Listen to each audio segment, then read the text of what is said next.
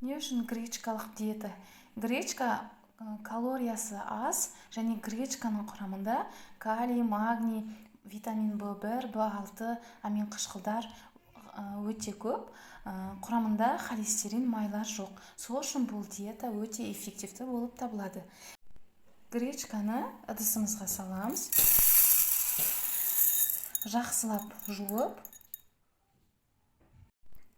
үстінен 2 стакан қайнаған су құямыз. Үстінен жауып қоямыз. 4-6 сағатқа немесе түнде дайындап қойсаңыз, таңертеңге дейін дайын болады. Біздің диеталық тағам дайын болды. Қасына өзіңізге ұнайтын жеміс-жидектер, помидор, қияр қосуға болады. Арасында алма, кефир, 1 стакан кефир ішуге болады.